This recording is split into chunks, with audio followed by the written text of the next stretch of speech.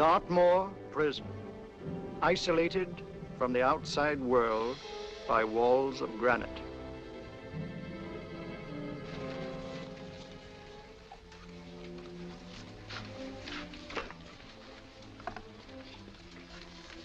They say you could get out of here by merely telling what you know. You may or may not be another Scotland Yard bloke. But I'll give you the same answer I gave the others. I still have 2 years, 8 months, and 6 days left in which to make musical boxes.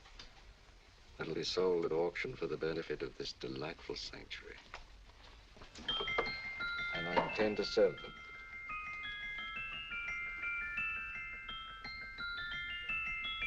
Move along.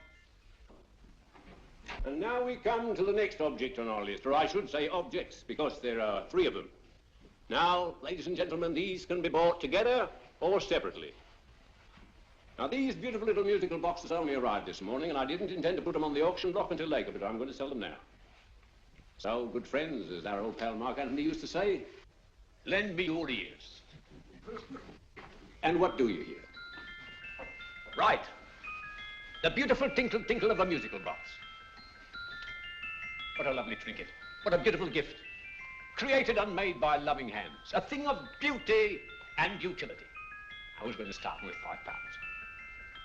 It's a bargain, £5. Do I see any hands? If there's a connoisseur in the house, will go £3 for it. £2. £1.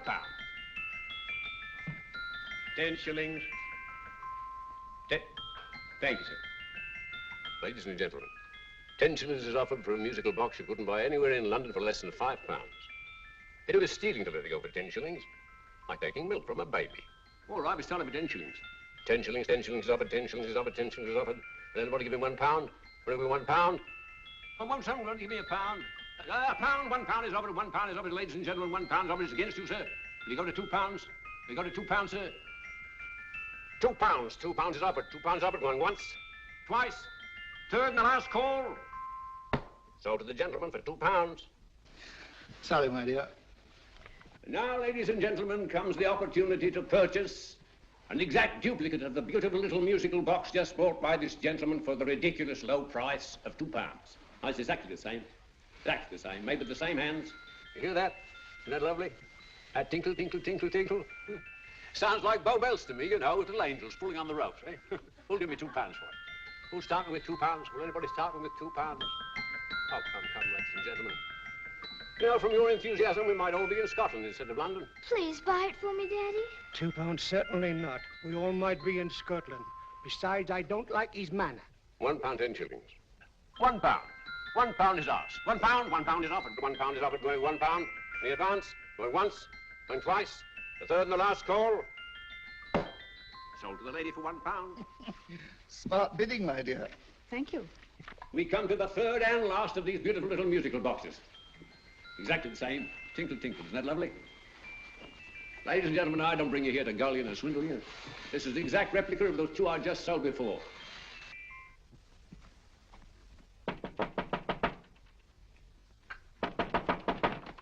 We're closed. But this is extremely important.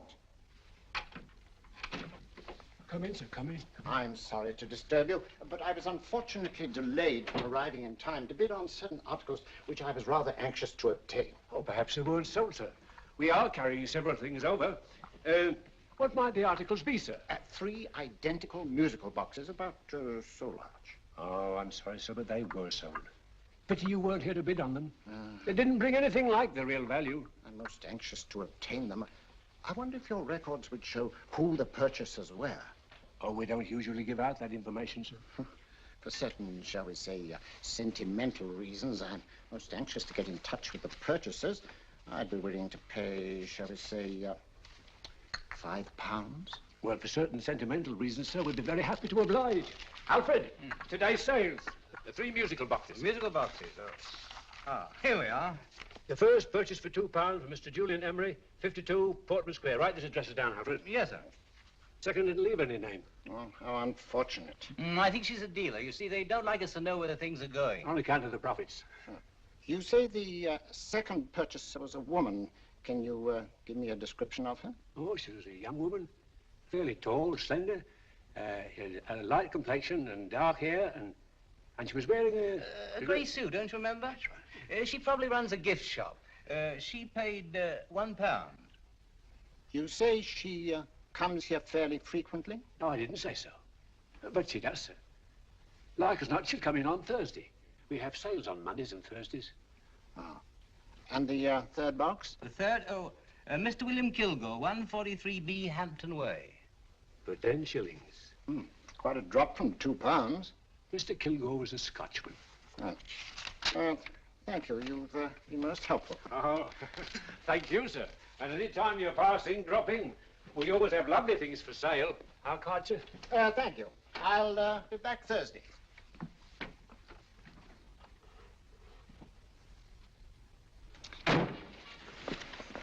The message reached us too late. Musical boxes are being sold. Well, let's get out of here.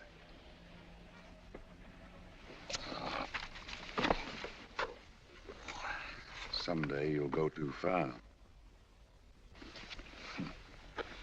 Reaching for a star, you fool. Yet a fool may touch a star, Colonel Cavanaugh, if he but reach high enough. But not possess it as you would.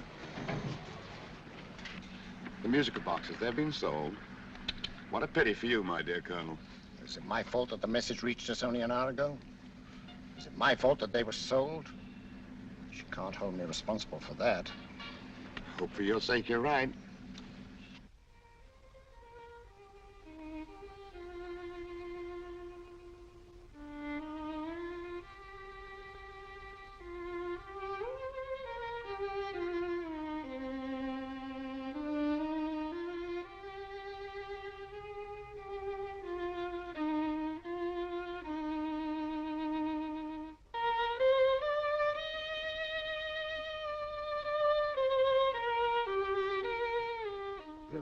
Upon you tonight at 7:45, a gentleman who desires to consult you upon a matter of the very deepest moment.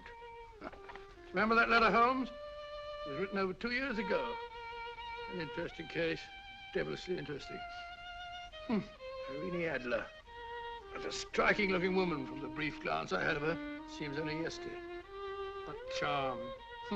What poise, and what a mind. Sharp enough and brilliant enough to outwit the great Sherlock Holmes himself.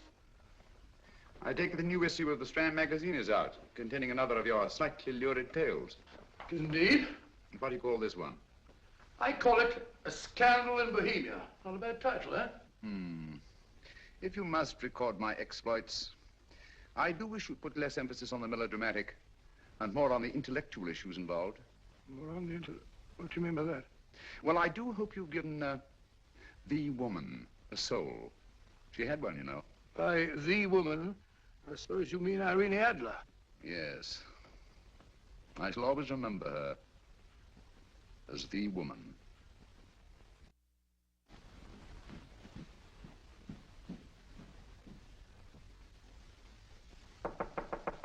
Come in.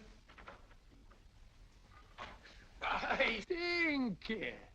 That's it, old boy. How are you? How are you, old boy? I haven't seen you for years.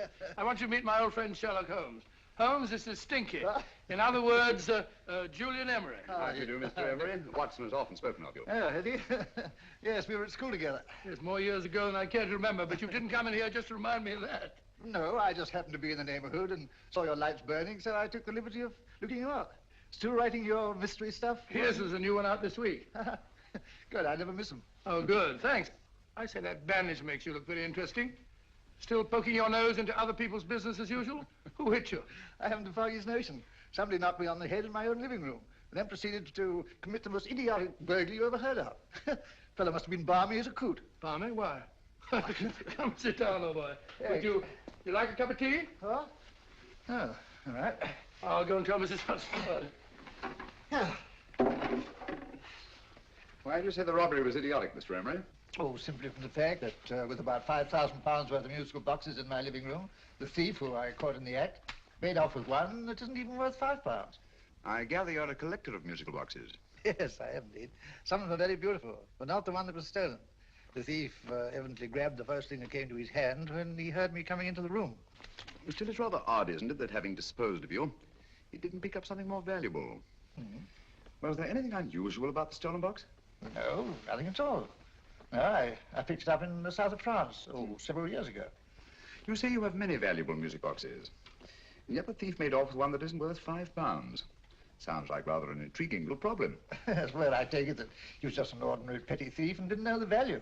That is a possible explanation, and yet I venture to say that the average petty thief has a more extensive knowledge of the value of object d'art than the average collector. Well, anyway, that's Scotland Yard's theory. They didn't get very excited about it. That's consistent anyway. I wonder if I might see your collection, Mr. Emery. Oh, of course you could, yes. Nothing a collector likes more than showing off his trophies. When would it suit you? No time like the present. Good. My place is just round in Portman Square. Shall we? Yes, right. Hello? Where are you going? Stinky hasn't had his tea yet. Oh, I'm sorry. We're going round to my place, where I'm going to give you something better than tea. Now, this one was made for Louis XV, and is one of the very few still in existence from that period, and a particularly fine specimen at that. Charming, isn't it? Quite. They all sound to me like a lot of mice running about on a tin roof. I'm afraid you have no ear for music, Watson. Give me a good old band playing a rousing march. You'll have all your silly little tweets.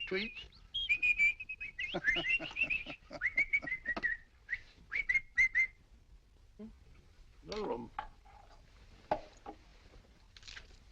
Is this me?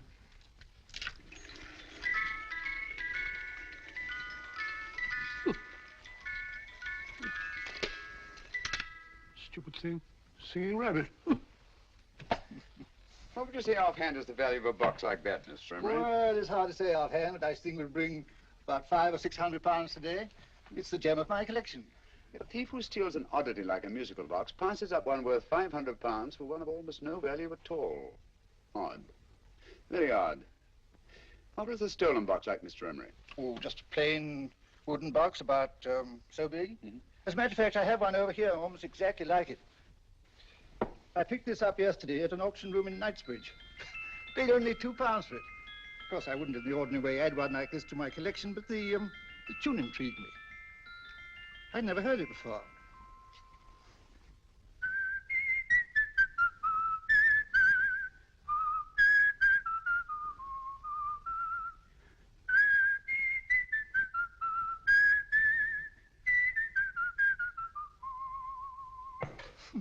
You have a remarkable ear for music, Holmes. Rather an unusual melody. Sit down, Will. Thanks. You say you bought that box at an auction sale yesterday? Yes, the Gaylord auction rooms in Knightsbridge. Run by old, what's his name? Crabtree. That's the man. At what time was the robbery committed? Oh, about 3 o'clock this morning. You know, Mr. Emery, that box and the robbery might well be cause and effect, especially since you say that the stolen box outwardly resembles this one a great deal.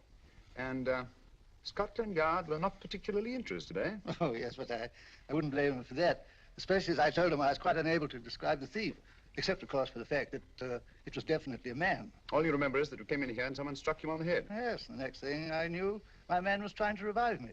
It might be wise for you to put that box away somewhere and lock it up. Oh, I don't think that's necessary. Besides, everything's insured. Well, at least if any further attempts at robbery are made, I'd suggest that you call the police, rather than running into any personal danger. Oh, come, Holmes, aren't you being a bit of an alarmist? Possibly. Well, Mr. Gray with old Stinky. Seems to me you are making rather a mountain out of a moleskin.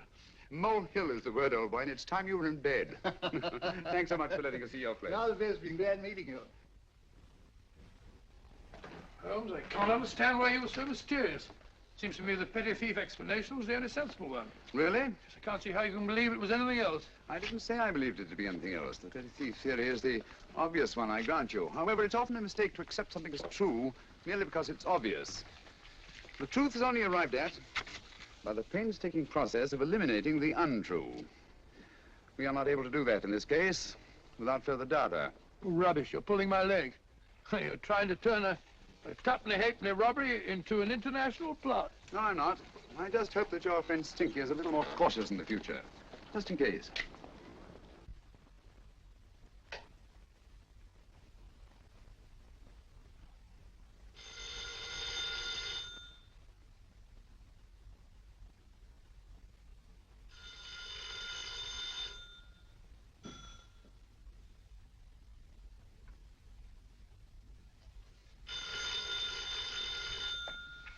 Hello? Yeah? Julian Emery here. Who? Why, of course I remember you, Mrs. Courtney. Yes, you're the one bright spot at that appallingly dull affair of Lady Sanford's. Huh?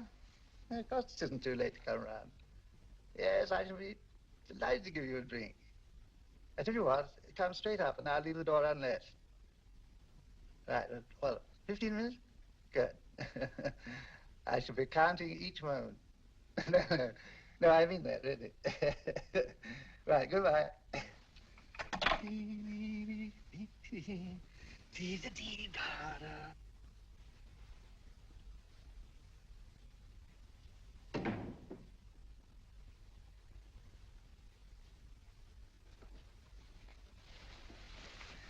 Boo! Oh, you startled me. Did I? Yes. Must be the pixie in me. I know I shouldn't have called you so late, but I was at a party just around the corner, and I remembered your invitation to see your collection of musical boxes. My dear Mrs. Courtney, pleasure is all the greater for being so unexpected. My friends call me Hilda. Thanks. Mine called me Stinky. Stinky, how quaint. Oh, what a perfectly wonderful collection of musical boxes. You know, when you told me you had a collection, I had no idea it was so attractive. Yes. They appeal to the ear as well as to the eye. Oh, what a plain little one. Why, it looks just like a country cousin amid all this grandeur. No. You mustn't underestimate the country cousin. Only last night a burglar broke in here, and with all these to choose from, went off with one very much like it. Really? Yes, I don't mind the loss of the box so much, but I do resent this crack on the skull. But it makes you look so interesting. Oh, do you think so? Uh-huh. It's funny, that's what old Fatso said. Fatso? I mean, Dr. Watson. He was here this evening with a friend, Mr. Holmes. He's interested in my collection, too. Sherlock Holmes? Yes. Do you know him? I've heard of him. Yes, he seems to think I'm in some sort of danger. What a haunting tune. It takes me right back to my childhood. Really? You know, it's odd that you should be interested in that particular musical box. Odd? Why? Because Mr. Holmes is also interested in it. He may have been more interested in the tune than in the box. My dear, yes, that's right.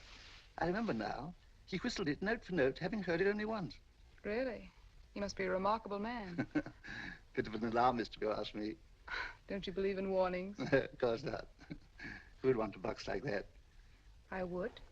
You're not serious. Oh, but I am. Well, you put me in a very awkward position. I'm a collector, you know. And the collector buys but never sells. But if the price were high enough... The price has nothing to do with it. It's the principle of the thing. Yes, well, we haven't had our drink. No, thanks. I must be getting along. Must you really? I'm afraid so. You're not walking out on me, are you? My reputation, Stinky. I say, you know, you are an attractive woman. Thanks.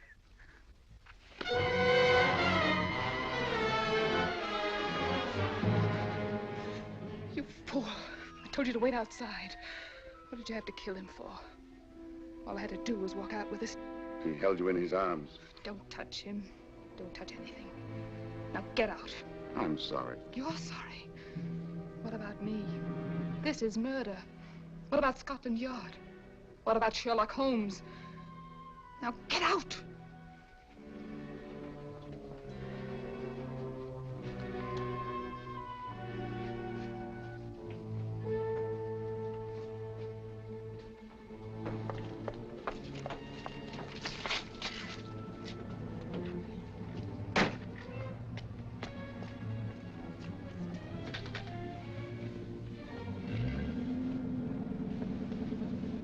Did you get it? Good. Did you have any trouble with him? Just a matter of murder. Ah, Mr. Holmes. Hopkins? Thanks for coming so promptly. Inspector Lestrade suggested that I call through to you. Mr. Emery was the client of Mr. Holmes, Inspector. Indeed. You didn't mention that when I telephoned you, Mr. Holmes. Well, not exactly a client, Inspector. Sergeant Thompson? He was killed between the hours of 11 and 2 o'clock this morning, Mr. Holmes. Must have been someone he knew, someone of whom he had no suspicion. Poor old Stinky. It's all my fault. I should have prevented this. Well, there's no time to start talking about that now, Doctor. Apparently it's gone. That's the second attempt on the musical box that Emery bought at the auction sale. And this time it was successful. But that box was only worth £2. It was worth a man's life, Watson. I think we'd better pay a visit to Gaylord's auction room and that fellow Crabtree. Inspector, may I suggest that you make a complete search of this flat for a small, plain, musical box about that size? Thank you. Come on, Watson. You say the first box went to Mr. Julian Emery. The second to Mr. Kilgore, 143B Hampton Way. And the third to the unidentified young lady who presumably has a shop and lives near Golders Green. That's right, Mr. Holmes. Isn't it rather strange, Mr. Crabtree, that you should have had 3 identical musical boxes all playing the same tune? Where'd they come from? Dartmoor Prison. Dartmoor? Yeah, we get a regular shipment from there every month. The inmates manufacture them. Well, they make all kinds of things, you know, pipe racks, waste paper baskets, musical boxes. Did you happen to notice if anyone showed any particular interest during the auction in the purchasers of these 3 boxes? Oh, come now, Mr. Crabtree. This is very literally a matter of life and death. Well, since you put it that way, Mr. Holmes, there was a gentleman came in here about an hour after closing time, and he was in an awful state, he was. He gave me £5 to tell him where the boxes had gone to. He said they had a sentimental value for him, sir. Expensive sentiment. Can you describe him? He was tall, distinguished looking, and he had grey hair and a moustache. Oh, he was quite a gentleman, sir. Now, what was his reaction when you were unable to supply him with the address of the young lady who owned the shop? I told him the young lady usually come back on Thursday. He said he'd come back on Thursday. Now, that's tomorrow. Thank you, Mr. Crabtree. You've been very helpful. Thank you. Come on, Watson. Where are we going now, Holmes? To the home of Mr. Kilgore, the man who bought the 3rd box.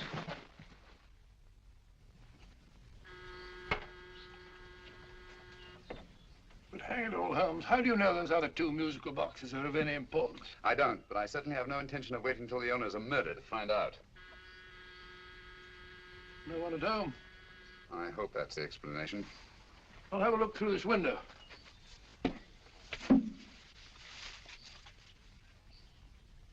Doesn't seem to be anyone there. The whole place seems deserted as far as I can see. Yes? Mr. and Mrs. Kilgore at home? No. When do you expect them? Oh, in an hour or so. There's no use you're hanging about. They don't buy nothing from peddlers. Peddlers? My good woman, this is Mr. Sherlock Holmes.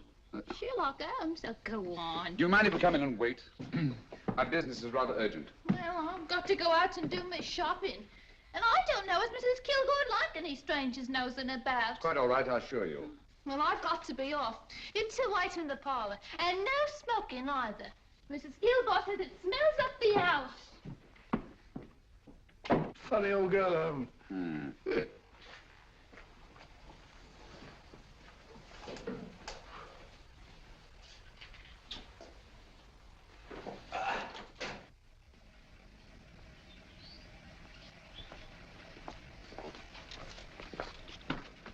Park Lane. Park Lane?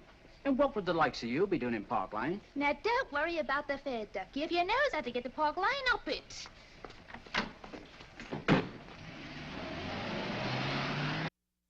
You know, Holmes, I've been thinking. There must have been something hidden in that box of old stinkers.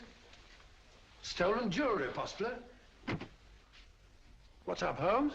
Listen. What's just some steam in the water pipes?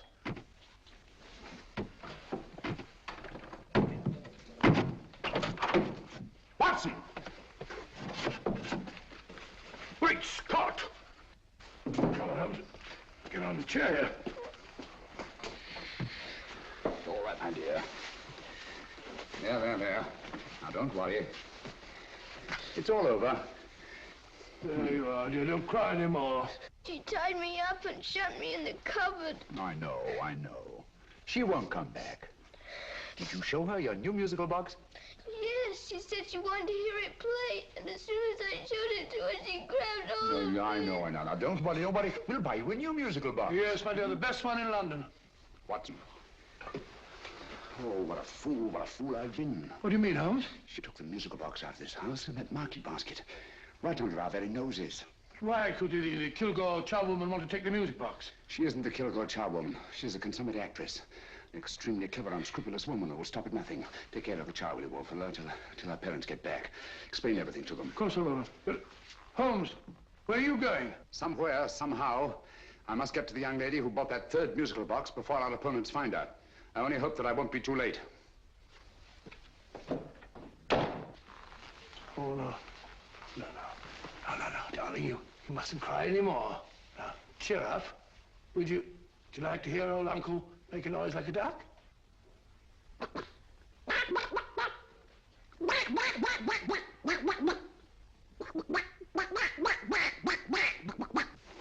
Oh, sorry.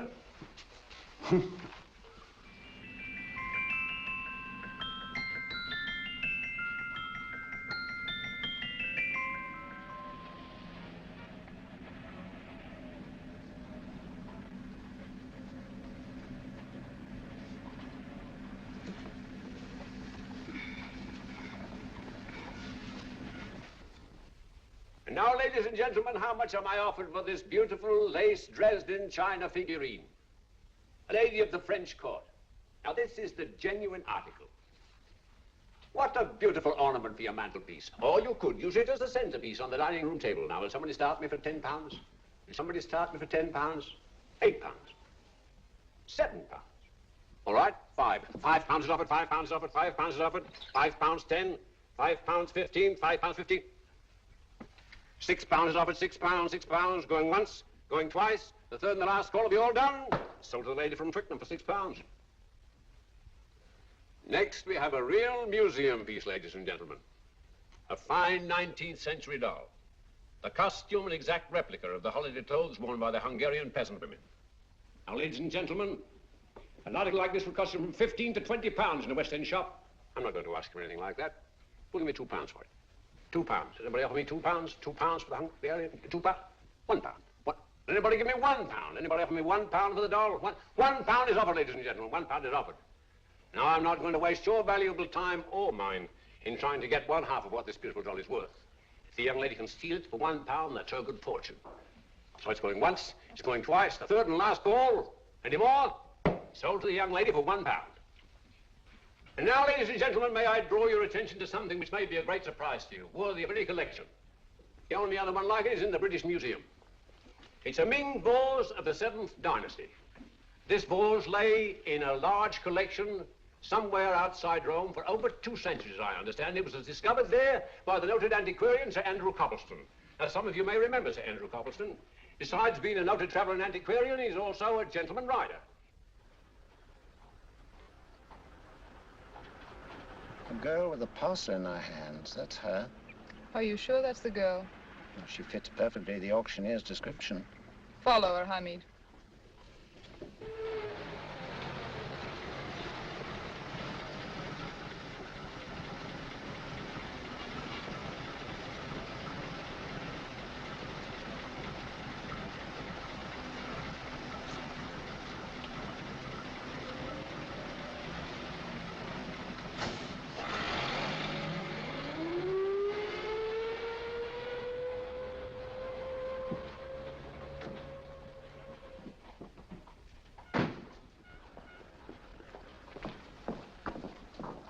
It's lovely, dear. And only £1. We can get at least 3 for it. Easily. I'll go make some tea. I could do with a cup. Right. Good afternoon. Good afternoon. I'm looking for a birthday gift for a 7-year-old girl. What would you suggest? We have some lovely dolls. Now, this Hungarian I peasant... think she has enough dolls already. Books are always welcome. Well, I'm looking for something a little different. Oh, that's rather cute. What is it? Oh, that's a musical box. Children always love them. And this is an exceptionally nice one. It plays many tunes.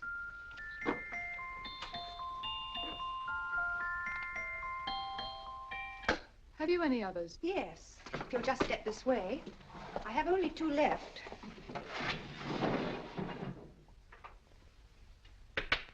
How nice.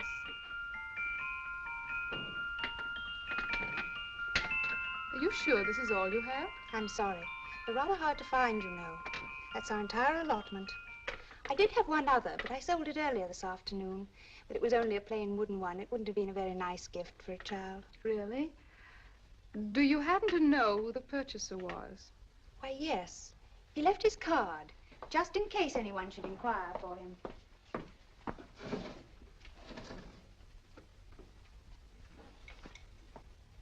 How interesting. I'm sorry, but I'm afraid I'll have to look a bit further. Thank you anyway. Good afternoon. Thank you.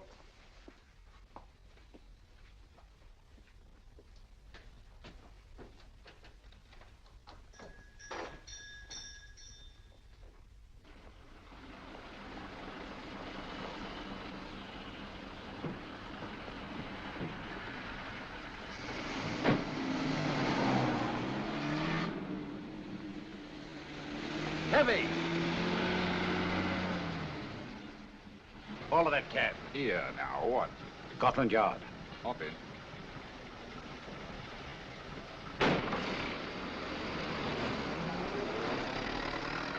Sherlock Holmes. I might have known. We thought we were the hunters, instead of which we're the hunted. We've been fools. We played right into his hands. Of course. He's had us followed. Don't look. The man in front of the toy shop. Hamid, turn sharp right at the next corner and again at the next.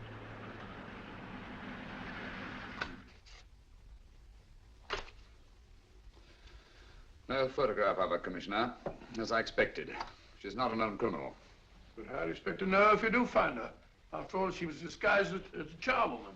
Don't worry, old fellow. If I ever see her again, I'll recognize her. Well, it won't be long till we know who they are and from where they operate. Who's covering them? Sergeant Thompson's following them, sir. They won't get away from him. He's a good man. We could have arrested them at Clifford's toy shop if we had any proof. But we know that they killed Emery. Proof, my dear fellow. We must have proof. We have x-rayed it, sir. There's nothing whatever concealed in the box. We'll have a look at the plates.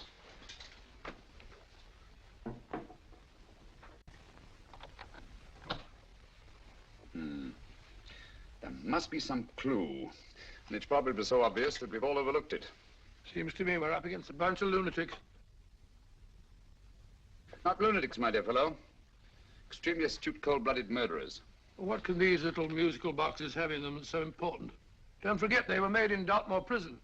You can smuggle stuff into prison, but not out.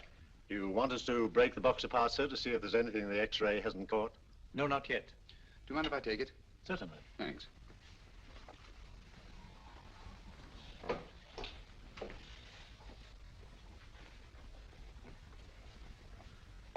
The governor of Dartmoor Prison informed us, sir, in answer to Mr. Holmes' question, that all three musical boxes were made by the same convict, John Davidson, serving a 7-year term, sir. Davidson? The Bank of England plates. That'll be all. Yes, sir. Now we're getting somewhere. Wait a minute. How did you know about the plates, Mr. Holmes? I'm a student of crime, Inspector. I make it my business to know about such things. And when the name of Davidson was mentioned... Well, who is this fellow Davidson? As long as Mr. Holmes seems to know all about it already, I suppose there's no harm in telling you.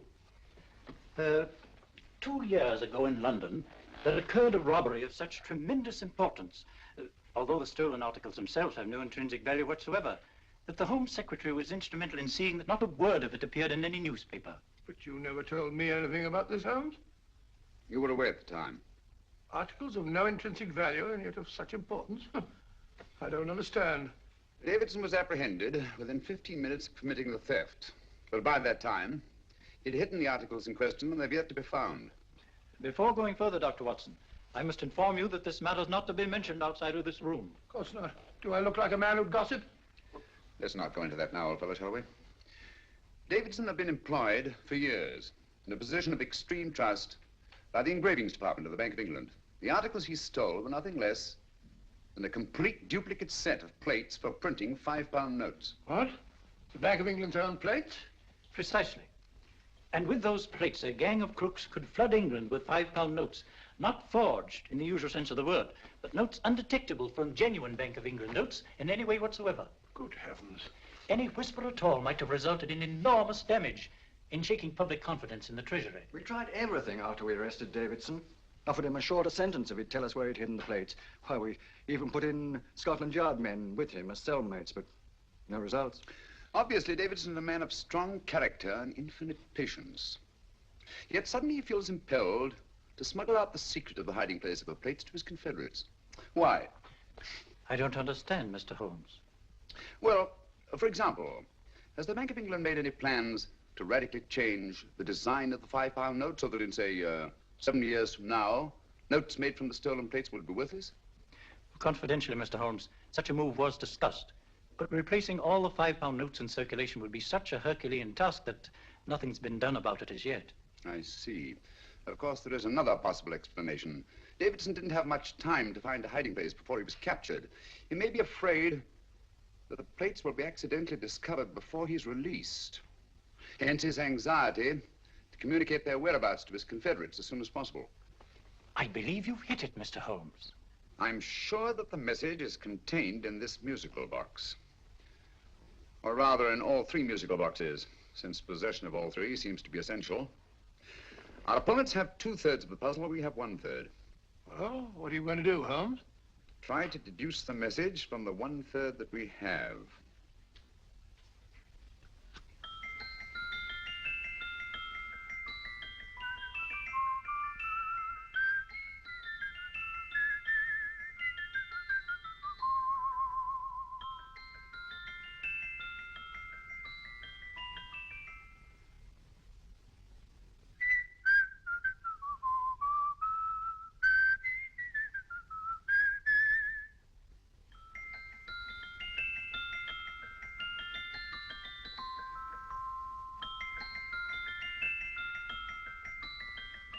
It's the same tune as the one played by Emery's musical box. And yet it's different. Sounds the same to me. The tune. Somehow the tune is the key to the mystery. It must be the tune. Otherwise, why use 3 musical boxes to convey the message? Why not collar boxes or shoe boxes? Yes? Oh, it's for you, Inspector. Oh, thank you, sir. Inspector Hopkins speaking. What? Where? Golders Green Station reports they've just found Sergeant Thompson's body. From the tire marks on his clothes, he was apparently run over by a taxi. What an unfortunate accident. Not an accident, my dear fellow. I'm afraid it's murder. Oh, you never know just who you're going to meet when you're walking down a busy London street. Mrs. Hawkins, Mrs. Brown, any subject of the crowd. Oh, you never know just who you're going to meet. So you better hold your topper in your hand, just in case you meet a lady on the Strand. Girls will think you're kind of sweet, and your day will be complete. Oh, you never know just who you're going to meet. Now a gentleman is judged by his appearance. Yes, a gentleman is judged by how he talks. Now he's much better off when he's acting like a toff, especially if he's taking him a walk. What on earth is this outlandish place? A rendezvous for actors. Actors? Buskers, old boy. You've seen them 1,000 times. Actors who entertain the queues, waiting outside theaters. Just who you're going to meet when you're walking down a busy London street. So you better wear your best, advertise to look your best, 'cause you never know just who you're going to meet. So you better keep your manners right in view, just in case a lady gives a how'd you do. Keep your trousers in a pleat, shine your shoes and keep them neat, 'cause you never know just who you're going to meet. Blimey. Mr. Holmes. How are you, Joe? Never met him. And yourself? Fine, thank you. I want you to meet a friend of mine, Dr. Watson, Joe's sister. Oh, well, any friend of Mr. Holmes is a friend of mine. Hi, Joe. He did me a good turn once that I'll never forget. Yes, I cleared Joe of a most unpleasant charge. Murder, no less. Oh, really? By proving to the satisfaction of the police that he was busy at the time blowing open someone's safe. That's right, Governor. Good gracious me. Joe, now you can help me.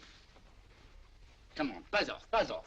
Come on, up it, up it. Can't a gentleman have some peace and quiet around here? And you too. There you are, Mr. Holmes. Now we can have some peace and quiet around here. Thank you, Joe. There's £5 in this for you. Well, I wouldn't want to take it on myself, sir. But I can get somebody to do it for you for half of that. You don't know what the job is yet. For £5? Murder, ain't it? What? No, Joe, not murder, just music. I want you to identify a song for me. Oh, there ain't a song that's been written that I don't know. That's why I came to you. Now, of course, the violin is more my instrument, but, oh, well, here we go. Now, listen to this, Joe.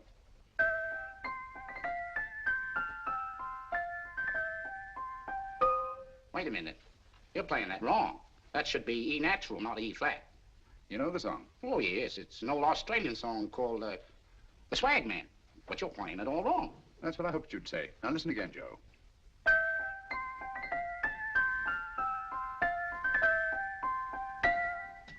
That's the same tune, all right. But you're making different mistakes than you did the first time. No, not mistakes, Joe. Call them variations. Here, play the song for me, will you, the way it's written.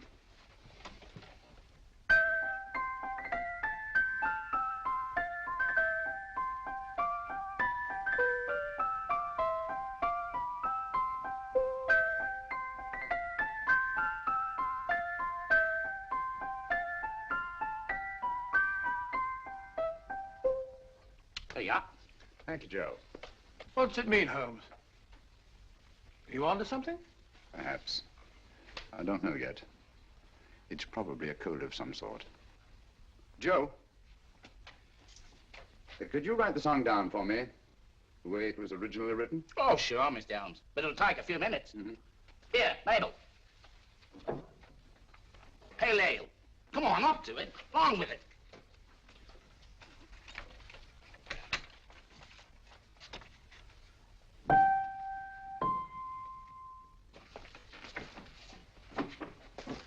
Well, obviously it isn't the lyrics.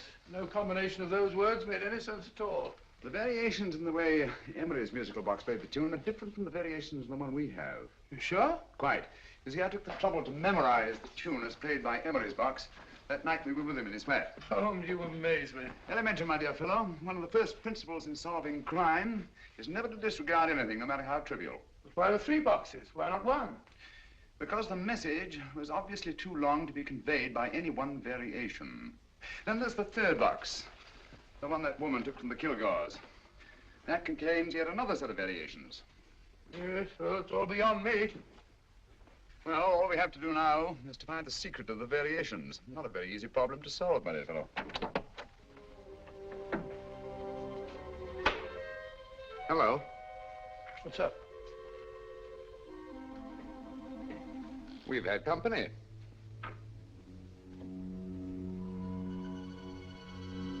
I say, this is outrageous. Ask Mrs. Hudson to come in here, will you? Right.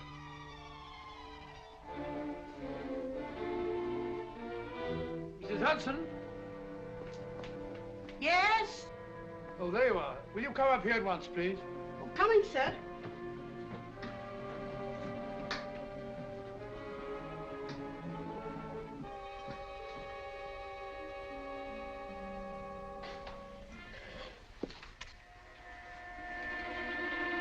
Mercy me, Mr. Holmes. What has happened? Who called while we were out, Mrs. Hudson? Just a young lady. The one who said you wanted her to wait for you. And a nice-looking old gentleman with Our her. friends again, Watson. Friends? What did the young lady look like? Oh, I couldn't see her face. She had a heavy black veil on. But she had such a nice way with her. Oh, I'm sorry, Mr. Holmes, if I've done anything wrong. But you did say I should always let clients come in and wait for you. Don't worry, Mrs. Hudson, don't worry. You had no way of knowing. It's quite all right, quite all right. Now, don't worry, Mrs. Hudson. Don't worry. Where on earth's the musical box? They didn't get it. Didn't get it? Where is it? It's in your hand. Huh? That biscuit jar. Take the biscuits off the top. Now put your hand inside, and you'll find the music box. Well done, Holmes. Well done. Amazing.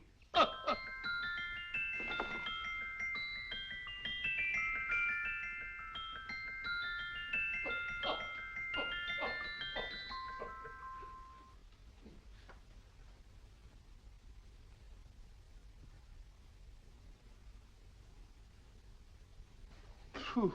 Nice fresh smell. Like a pub after closing time.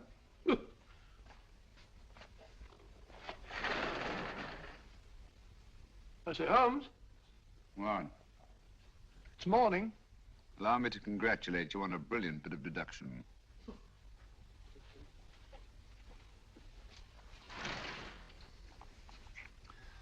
It's not a transposition, not a polygraph transposition, not a trigraph, nor any known form of decoding. How about the Morse code? Have you tried that? Yes, at about 3 o'clock this morning. I'm sorry, old man. I was only trying to help.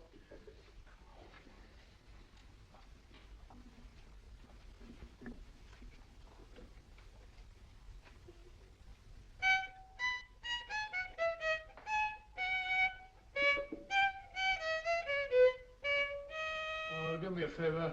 Not again. Must have heard that thing 1,000 times. Kept me awake all night.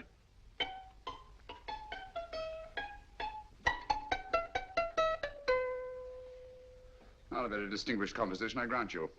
You know perfectly well I don't know one tune from the other. When I was a kid, my people tried to have me taught the piano. I've always felt sorry for that old teacher of mine. The poor old girl finally reached the point of numbering the keys for me. 1, 2, 3, 4. Even then, I never progressed beyond... Numbering the keys, Watson. The 19th key of the keyboard is the 19th letter of the alphabet. S. Here. Write it down when I give it to my fellow, will you? The first altered note. Write S first. Now, the 8th key is H. The 5th key, E. The 12th key, L. The 6th key, F. S-H-E-L-F. Shelf. Your piano lessons were not in vain, old fellow. You've solved it. Thank you. Oh, thanks, old bean. Hold it. We now have 2/3 of the message. Behind books, third shelf, secretary, Dr. S. Presumably, these are the first and second portions of the message. And this gang has the first and third parts of it. Precisely. Then it's a stalemate? Yes, Commissioner, but we can't leave it like that. There's no doubt in my mind that they'll try to secure our third of the message that's missing. Well, I assume you've taken every precaution to guard the Clifford music. Oh, yes, it's carefully hidden at Baker Street with Dr. Watson on guard. However, I'm reasonably certain that, difficult as it may be, we can find the plates even without the missing part of the message. Behind books, third shelf, secretary, Dr. S. Well, outside of the fact that Davidson hid the Bank of England plates somewhere in London, Mr. Holmes, I don't see that we've progressed at all. Allow me to point out to you, sir, the key words, Dr. S. It looks as if the plates were hidden in the house of the doctor. Whether S stands for his first or last initial remains to be determined by a process of elimination.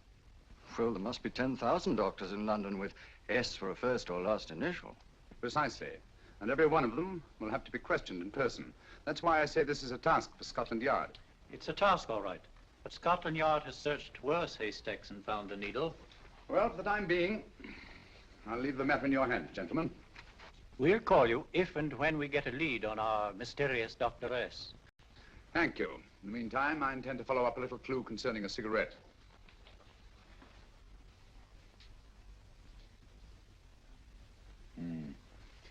You're certain of the identification of the tobacco? Absolutely. I have made up this special blend for only 3 customers. It is almost pure Egyptian, with a mixture of latakia for added body, and a pinch of perique. Merely a whisper, as one might say, for elusive fragrance. Yes, yes. And the 3 customers? Major Wilson in Bombay, India. Mrs. Catherine Leamington Smith in Ireland. Yes, and the 3rd? Mrs. Hilda Courtney of Park Mansions, Bryanston Square. Thank you. Thank you very much. You've been most helpful. It is a pleasure to have been of service, Mr. Holmes.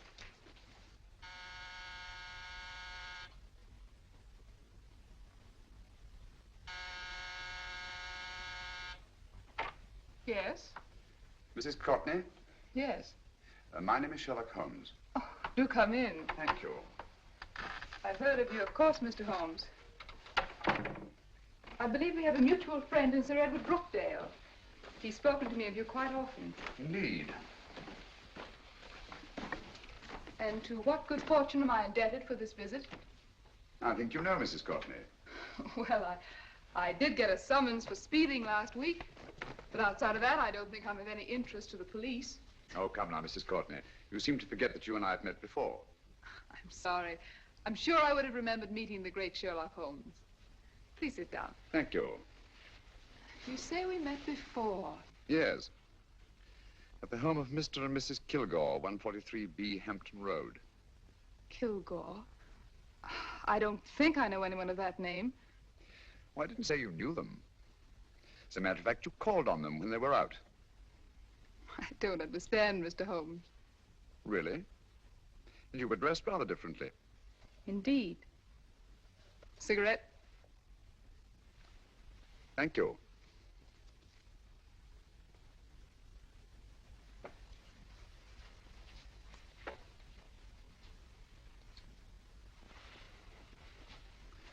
Thank you. You know, Mrs. Courtney, people generally forget, in assuming a disguise, that the shape of the ear is an almost infallible means of recognition and identification to the trained eye. Evidently, you've mistaken me for someone else. Oh, no, not at all. Though naturally, I expected your denial. But when you paid your visit to my rooms at Baker Street, you carelessly left behind another identification. They're, identical, aren't they? Yes, I must admit they are. You see, Mr. Holmes, to catch one as clever as you, I had to use a very special lure. I knew you'd be unable to resist the bait of my cigarette, having read with great interest your monograph on the ashes of 140 different varieties of tobacco. I should advise you not to move, Mr. Holmes. I must congratulate you on your ingenuity, Mrs. Courtney. It was indeed a brilliantly designed trap. Thank you, Mr. Holmes. Praise from a master is indeed gratifying. I shall always cherish the memory of your flattering words. Memory? Precisely. I'm afraid these gentlemen have a most regrettable task to perform. Unless, of course, you care to turn over the missing musical box with your pledge to take no action against us in the future. I'm afraid that will be impossible. I thought that would be your answer. Hamid! Careful! Careful. There's no need to be unnecessarily rough with our distinguished guest. You realize, Mr. Holmes, that your demise will not take place here. The corpus delicti, you know. Well, naturally. Shall we go? It's so fearfully awkward having a dead body lying about. Don't you agree, Mr. Holmes? Another dead body shouldn't weigh too heavily on your conscience, Mrs. Courtney.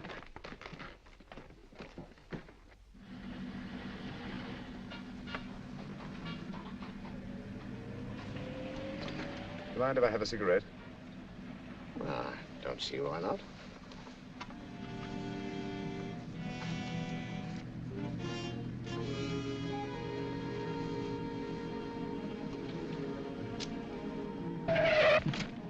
Be careful, Hamid. It's the brakes, they bind. Thank you, Colonel Cavanaugh. It's very considerate of you.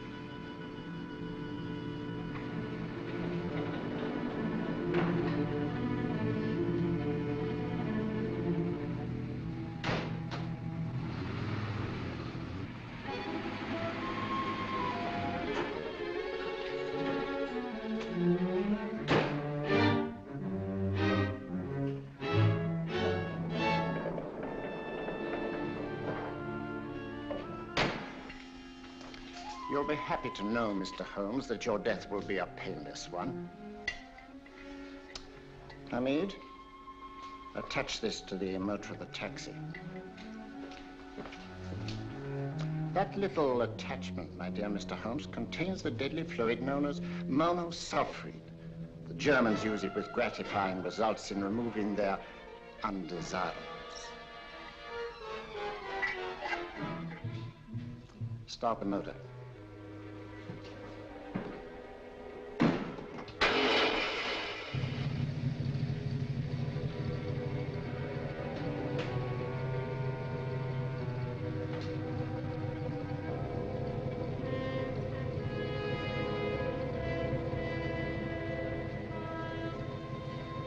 Tape his mouth.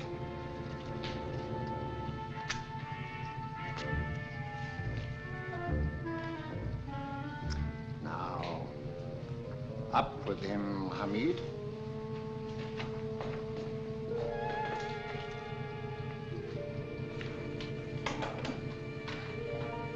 You find yourself like Muhammad's coffin, Mr. Holmes, suspended between heaven and earth. Plenty of fuel in the tank? Good. It would be too bad to have anything go wrong through so simple an oversight.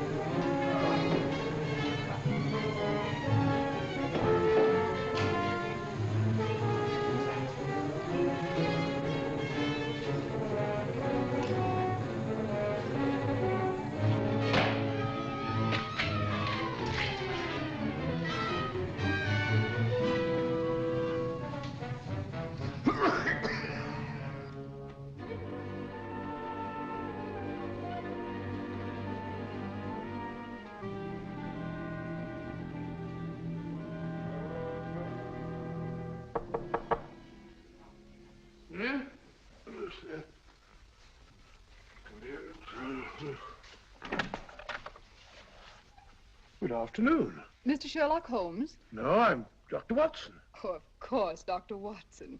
How stupid of me. Oh, so, this is stupid of me.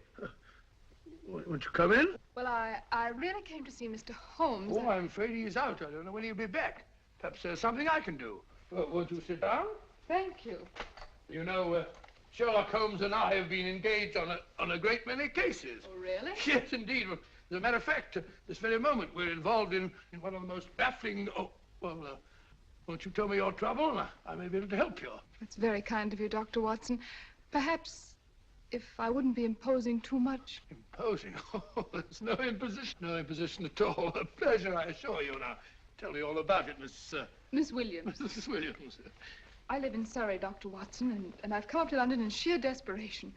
My only sister has disappeared, and the local police seem utterly unable to find her. Well, Holmes and I solved a case exactly like that once. Very interesting, as far as I remember. I call it the adventure of the solitary cyclist. Oh, sorry. Now I come to think of it, it wasn't so very similar. Entirely different. I don't think what I was saying. Where were we? She's only 17, Dr. Watson, and until she disappeared last Thursday, she seemed to be in the best of spirits.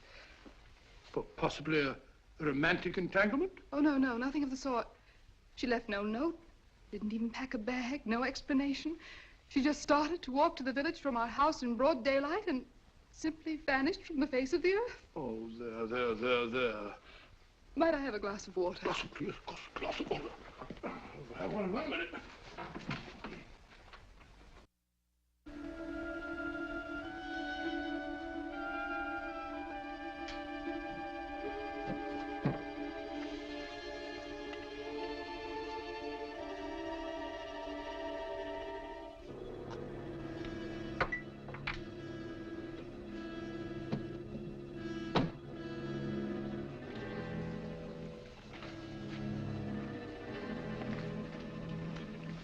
There you are, my dear. Thank you, Dr. Watson. No, you're not to cry anymore. You must pull yourself together. Oh, I feel much better already knowing that you're going to help me. Oh, Dr. Watson, look! Good heavens! Oh. Get through the fire brigade, quickly! Haven't you a fire extinguisher? By Jove, we have in the kitchen.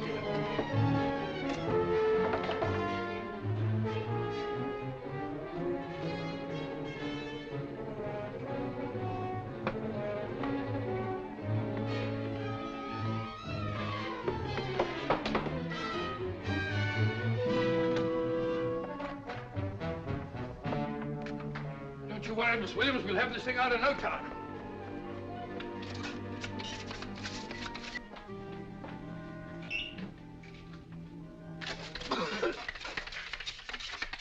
That's got it. Yes, get some air. Well, you see, there was no need for the fire brigade after all. I hope you weren't too frightened, Miss Williams. Oh, gone. What's the trouble with them? They always lose their heads in an emergency. Well,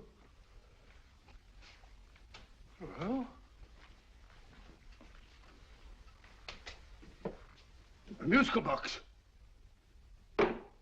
Great Scott! Miss Williams!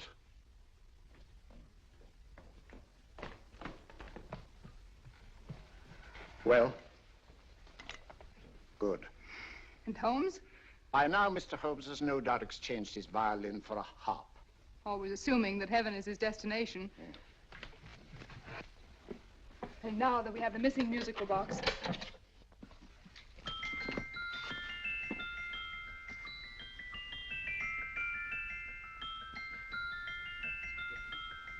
Nineteenth note.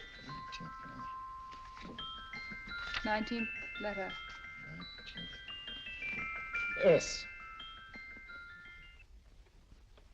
He hasn't been there, you say? Holmes, where on earth have you been? I've been trying to get you at the club, at Scotland Yard, all over London. You were looking for me in the wrong places. Holmes, terrible things happened. I've been duped. That woman, she made a complete fool of me. Well, what do you mean? Well, she came here, let off a smoke bomb. I thought the whole place was on fire, and my first thought was to save the musical box. No need to say any more. She has the box. Yes. Don't blame yourself too much, old fellow. She's an extremely clever antagonist. Smoke bomb, you said? Well, you can console yourself with the thought that your charming friend is at least a reader of yours. What do you mean? If I remember correctly, you wrote about my little experiment with smoke and the cry of fire in a story you entitled A Scandal in Bohemia, which has just appeared in the Strand magazine. All right, old boy. Don't rub it in. Well, it may cheer you up to know that you made a fool of me, too. Ah, that cigarette stub was planted here for one express purpose. We're going to bandaging around this place. Bandaging? What's the matter, Holmes? You hurt? Explanations will have to wait until later. At the moment, we're faced with a problem which I fear is insurmountable. Come over here, old boy, will you? Right. Our opponents are in possession of all three parts of the code. And here are we, while the Bank of England plates pass into their possession. Cheer up, old fellow, cheer up. As Dr. Samuel Johnson once said, there's no problem the mind of man can set that the mind of man cannot solve. What's that, old fellow? I was just quoting Dr. Samuel Johnson. He said there is Thank you, Watson. Thank you. Leaving the front reception room, we come into the main hall, where Dr. Johnson was in the habit of passing through to have his meager meals in the dining room opposite, in company with his friend and biographer, James Boswell. We will now pass up the stairway, which remains in its natural wood finish, just as it was when the good doctor was here. The framed etching on the wall is believed to have been presented to Dr. Johnson by the distinguished painter, Sir Joshua Reynolds. I've been told here that picture was given in by Mrs. Thrale, and it's definitely not a Reynolds. Is that important, my dear? Oh, I'm sorry. This way, ladies and gentlemen, please, this way. Move along, children, move along. The secretary's not on this floor. Patience, Hamid. I've a feeling My that... dear Colonel, with Sherlock Holmes out of the way, what could go wrong?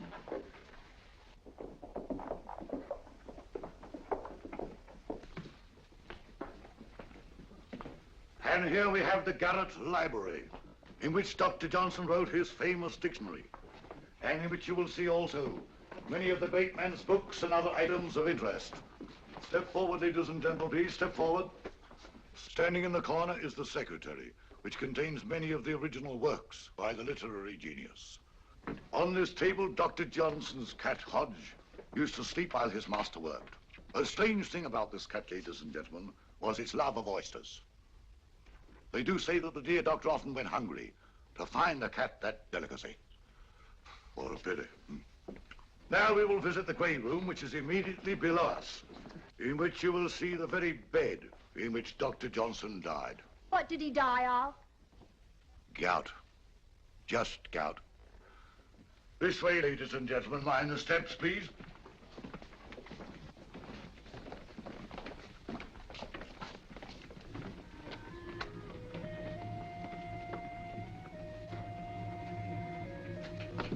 Your keys.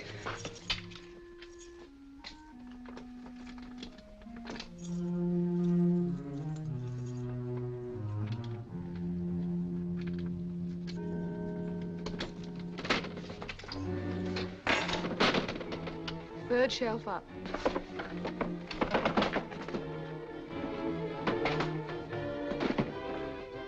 The knife.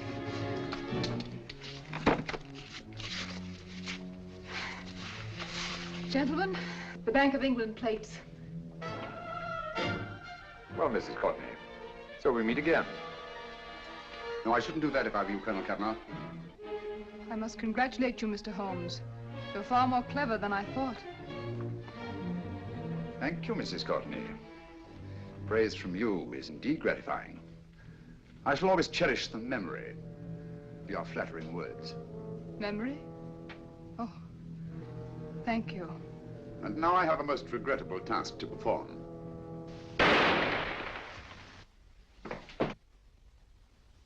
Holmes! Coming, Holmes! Holmes, you all right? Perfectly, thank you, old fellow, but I think this gentleman on the floor requires some medical attention. We must see that he looks his best, you know, when he's hanged. Take them in charge.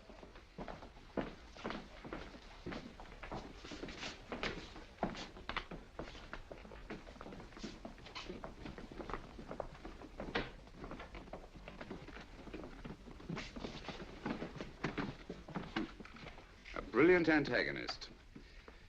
It's a pity her talents were so misdirected. Will you see that these plates are returned to the Bank of England, Inspector? I still don't understand how you solved it, Mr. Holmes. It's entirely due to Dr. Watson. He gave me the clue when he mentioned Dr. Samuel Johnson. Well, congratulations, Doctor. Oh, thank you, Inspector. I don't think I'd have done it entirely without Mr. Holmes's help, you know. Oh.